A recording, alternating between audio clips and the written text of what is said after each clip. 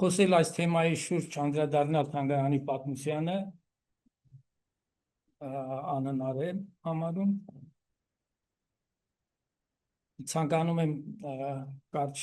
թանգարանի պատմությանն անդրադառնալ։ Աքսել Բակունցը Սյունիքի ամենաերևելի մտավորականներից մեկն է, ով զոհ դարձավ այդ աղետին։ Աղետ, որը դժբախտաբար վտանգը չի անհետացել, քանի դեռ Մոսկվայում բոլշևիզմի հիմնադրի կլյակը դեռ ապրում է նաև, կա նաև այդ վտանգը և քաղաքական այս իրադարձությունները, որ տեղի են ունենում մեր շրջապատում, դա են հուշում։ Հուսանք, որ ավելի քաղաքակիրթ ընթացք ունենա պատմությունը և այդպիսի տխուր իրադարձություններ տեղի չեն ունենա։ Աքսել Բակունցի մարմինը, ինչպես գիտեք, հարազատներին չի հանձնվել և պատմում են, որ մայրը 38 թվականին, երբ իրենց տոհմակից մանուկներից մեկը վախճանվում է, նրա թաղման ժամանակ մայրը թաքուն Բակունցի հագուստների մի կապոց տանում է հետը գերեզմանատուն և այդ արարողության ժամանակ ինքը ծածուկ Բակունցի հագուստները իրենց տոհմական գերեզմանատանը հանձնում են հողին։ Բակունցի հիշատակի հուշարձանացման պրոցեսը սկսվել է 60-ական թվականների սկզբներից և 67 թվականին որոշում է ընդունվել Հայաստանի մինիստրների խորհուրդը որոշում է ընդունել տունը վերածելու թանգարանին և 1968 թվականի հունվարի 1-ից սկսել են կազմակերպչական աշխատանքները։ 1970 թվականին Բակունցի ծննդյան 70-ամյակի կապակցությամբ նրա հայրենական տան մի մասի վրա բացվել է թանգարան։ Տեղի է ունեցել ժողովրդական մեծ տոնախմբություն, մասնակցել են Երևանից մեծաքանակ մարդիկ, ի դեպ մի խորհրդանշական փաստ կա, այս ժամանակ գրողների միության նախագահ Հմայակ Սիրասն էր և ինքն է եղել երևանյան պատվիրակության ղեկավարը, որ մասնակցել է բացմանը, մարդ, ով Բակունցի դեմ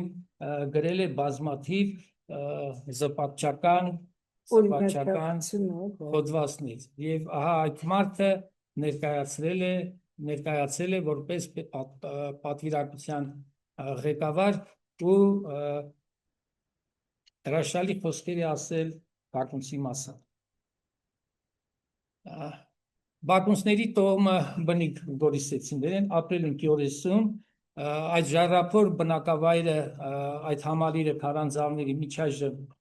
մնում է, 1892 թվին 4 եղբայրներից երկուսը եկել են Գորիս, Խոջա Հայրապետը միջին առևտրական է եղել և գնել է այսօրվա թանգարանի այդ հողակտորը և մերձ հողակտորը, մոտ 4000 մետր, երկու եղբայրները բաժանել են և կառուցել են այդ տունը, վերի մասում որ եղբայրն է կառուցել, թանգարանի տարածքում էլ Բակունցի հայրը կառուցել է այդ տունը և արդեն 900-ական թվականների սկզբին ապրում էին այդ տանը։ Բակունցի հայրը տունը վաճառել է, տան մի մասը վաճառել է 39 թվականին, որովհետև նրա երեք որդիները նույն չափահաս մարդիկ էին և տեղեկություններ կան, օրինակ հայտնի փաստ է, որ Գորիսի ներքին գործերի այդ ղեկավարի կինը հացի հերթում ասել է դու հակա ես, դու իրավունք չունես, հակայի եղբայր ես, իրավունք չունես հաց գնելու և ծեծել ու դուրս են շպրտել հացի հերթից հայրը տեսել է, որ աղետ է սպառնում, որդիներին նույնպես կարող են վնասել, վաճառել է տանկեսը եւ այդ միջոցներով որդիներին, 3 որդիներին քաղաքից հեռացրել, այդպես է փրկվել է։ Մայրը 57 թվականին եւ վախճանվել է տան մյուս կեսն էլ վաճառվել է, արդեն մի այլ քաղաքացու եւ նույն դարպասով ելումուտ են արել երկու տարբեր մարդիկ, երկու տարբեր ընտանիքներ։ 68 թվականի այդ որոշումից հետո պետությունը տան մի մասը գնել է հենց այդ երկու սենյակների վրա, դրել է թանգարանը, մյուս կեսի վրա մարդիկ շարունակել են ապրել եւս 2 տասնամյակ։ Բակունցի մայրը վախճանվել է 57 թվականին, ապրել է միայնակ։ Այդ մարդիկ նրա նկատմամբ հոգատար են եղել։ Դա է եղել պատճառը, որ հետագայում Բակունցի որդին եւ եղբայրը Վահան Բակունցը բավական ջեր վերաբերմունք են ունեցել այդ ընտանիքի հանդեպ, անգամ առաջարկներ է եղել, որ իրենց հանեն ուրիշ բնակարան տան, բայց իրենք ասել են, այս մարդիկ ինչքան ուզում են թող ապրեն, իրենց կամքով եթե պիտի գնան, ու 80-ական թվականներին, երբ արդեն 89 թվականին դիմակա հսկա մի շենք, որը ցարական ժամանակներում քաղաքապետի տուն է եղել, իսկ սովետական շրջանում որպես սոցիալական կոմունալ մի քանի ընտանիքներ էին ապրում, այդ մարդկանց բոլորին ապահովել են ու այդ տունը տվել են թանգարանին։ Եվ 89 թվականից ամբողջացել է Բակունցի տունը այգով հանդերձ, ինչպես եղել այն ժամանակ, դարձել է թանգարանի սեփականությունը։ Ուրեմն 70 թվականից ի վեր ամեն տարի նշվել է Բակունցի ծննդյան տոնը Գորիսում 1970 թվականից, այդ բացումից հետո ամեն տարի նշվել է նրա ծննդյան տոնը, հատկապես մինչև 76 թիվը ակտիվ նշվել է, որովհետև սկզբնապես թանգարանը համայնքային սեփականություն էր, հետո 76 թվականին դարձել է Եղիշե Չարենցյանյան գրականության եւ արվեստի թանգարանի մասնաճյուղ։ Մինչ այժմ էլ նույն կարգավիճակի մեջ է։ 80-ական թվականներին, 84 թվականին հատուկ հրահանգ է իջեցվել, որ տեղերում սոցիալիստական ծես տոնախմբություններ փորձեն կազմակերպել։ Սոցիալիստական բառ։ Այո, սոցիալիստական որպես ծես, համաժողովրդական տոն։ Դե միջ այդ նշվել է ընդամենը պետական տոներ մայիսի 1, նոյեմբերի 7 եւ շրջկոմում փորձում են, մտածում են, թե ինչ անել եւ խորհրդակցության ժամանակ երիտասարդներից մեկը առաջարկում է հենց Աքսել Բակունցի տանշուր, հենց Աքսել Բակունցի ծննդյան օրը դարձնել համաժողովրդական։ Եվ ահա առաջին անգամ նշվում է Բակունցյան օրեր արդեն որպես համաքաղաքային տոն։ Եթե միջ այդ նշվում էր պարզապես որպես Աքսել Բակունց անձի ծննդյան տոն, այդպես էին նշում, 84 թվականից այն վերածվեց համաքաղաքային ժողովրդական տոնախմբության։ Հետաքրքիրը նաև որ այն դուրս է եկել թանգարանի սահմաններից եւ ընդգրկել ամբողջ փողոցը, մինչև քաղաքի կենտրոնական հրապարակ։ Ընտանիքները, մարդիկ իրենց ունեցած ազգագրական նյութեր, կարպետներ, գորգեր, ամբողջ փողոցը վերածվել մի թանգարանի, ցուցադրության, եւ մարդիկ սեղաններ էին բացում իրենց դարպասների մոտ, մի 3-4 ընտանիքներ մի սեղանի շուրջ էին բոլորում եւ այդպես ամբողջ փողոցն ի վար տասնյակ սեղանների շուրջ մարդիկ տոնական հագնված, մանուկների հետ հրաշալի մի տոնախմբություն է, որը տևել է մինչև 90-ական թվականները, պատերազմական Ղարաբաղյան առաջին պատերազմի եւ շարժման ընթացքում ավելի համեստ է նշվել, հետագայում արդեն էլի ակտիվացել է։ Օրինակ ես աշխատանքի եմ ընդունվել այդտեղ 2011 թվականին, դրանից հետո 2-3 նույնակերպ տոնախմբություն կազմակերպվել է։ Պարզապես հետագայում նոր տոներ ծնվեցին քաղաքում։ Օրինակ Գորիսի տոնը, որպես քաղաքի հատկապես հիմնադրման Հոբելյանի 10-րդ թվերի ժամանակ ավելի շքեղ, ավելի մեծ շուկով էր նշվում եւ ակամա որոշում է ընդունվել, կամաց այդպես է ստացվել, որ սկսել է նաեւ Գորիսի տոն։ Հիմա այդ Գորիսի տոնը հաճախ հենց Բաքունցյան այդ օրն էին ասում են եւ Բաքունցի տոնը, Գորիսի տոնը, հետո այնպես եղավ, որ մեկ էլ մի ուրիշ օր Գորիսի տոն նշեցին, հետո այս ավանդույթը փորձեցիք պահպանել, մինչ այժմ էլ շարունակվում է այդ ավանդույթը նշվում է, բայց կախված քաղաքային իշխանությունների գուցե թե հաճույքից կամ ֆինանսական միջոցների արկայությունից, բայց որ ամեն տարի նշվում է կոնկրետ թանգարանի մեջ, թեկուզ այդ պատերի մեջ ամեն տարի դա նշվում է ու ժողովրդական համարյա տոնախմբություն է դառնում։ Իդեպ Բաքունցի պաշտամունքը կա քաղաքի մեջ։ Դա կա եւ շատ հրաշալի է, որ կա։ Ինչ է նշանակում կա պաշտամունք։ Օրինակ կարող է դարպասը թողնել, գնալ։ Դռները կարող է մնալ բաց, ոչ մեկի մտքով չի անցնի, մտնել, որևէ իրի ձեռք տալ, այո, դա հստակ է։ Բաքունցի հիշատակի հուշարձանացման process-ը դժբախտաբար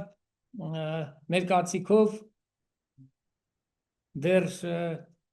ամենակարևոր հանգրվանի չի ասել։ Աքսել Բաքունցը դժբախտաբար մեր մայրաքաղաքում հուշարձան չունի։ Եվ դա մենք սյունեցիներս գտնում ենք, որ դա շատ անարդար է եւ պետք է Երևանի մեջ պատշաճ ինքը հուշարձան ունենա։ Վերջին 2 տասնամյակների ընթացքում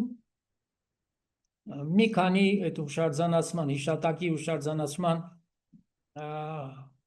ասպարեզում որոշ ձեռքբերումներ կան։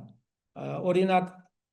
դե գիտեք 60-ական թվականներին քաղաքի կենտրոնական հրապարակներից մեկում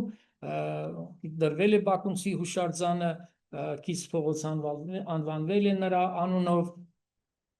բայց դժբախտաբար քաղաքի թիվ 1 միջնակարգ դպրոցը, որ կրում էր նրա անունը, մինչև վերջերս կիսանդրի չուներ։ Նաև թանգարանի տարածքում չունեինք մեր կիսանդրին, Բաքունցի կիսանդրին։ Բաքունցի ծննդյան 115-ամյակի կապակցությամբ մեզ հաջողվեց տանը կից կանգնեցնել Բաքունցի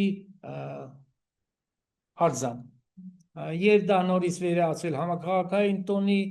բազմաթիվ հյուրերի ներկայությամբ Արցախից, Երևանից մեծ տոնախմբություն է եղել եւ այդ հուշարձանը դրվել է արդեն քարե տեսքով Բաքունց եկել է հայրական տուն։ Հետո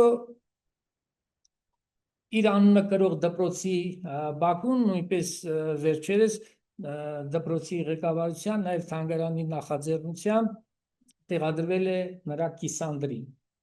Իդեպ դպրոցը հիմնանորոգվել է, դարձել է ավագ դպրոց եւ մարզի երևի ամենաբարետես, ամենահագեցած կառավարված դպրոցն է։ Մի քանի հուշատախտակներ են կպցվել։ Օրինակ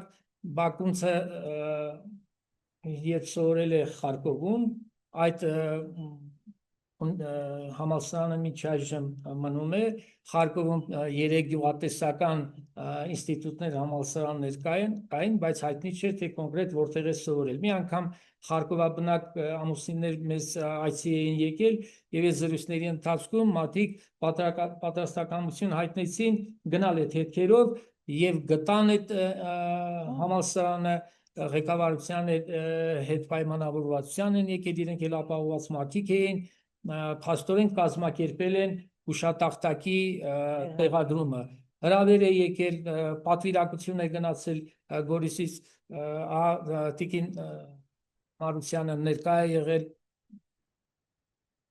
ինքը բանասեր է, մեր համալսարանի պրոռեկտորն էր, Բաքունցի տոհմակիցներն են գնացել, ես իմ տեղը զիջել եմ Բաքունցի տոհմակցին, որը մարդաբանորեն շատ նման է իրեն, մի խոսքով մեծ շուկով նշվել է, ամբողջ ուկրաինական հայկական համայնքն է մասնակցել, հոգևոր առաջնորդներով, նահանգապետներով, մի խոսքով դա տեղի է ունեցել, Գորիսի մեջ այն դպրոցը, որտեղ հաճախել է Աքսել Բաքունցը դպրոց, ծխական դպրոցը հայտնի չէր, թե որտեղ է եղել դա, ոչ մեկը դրա մասին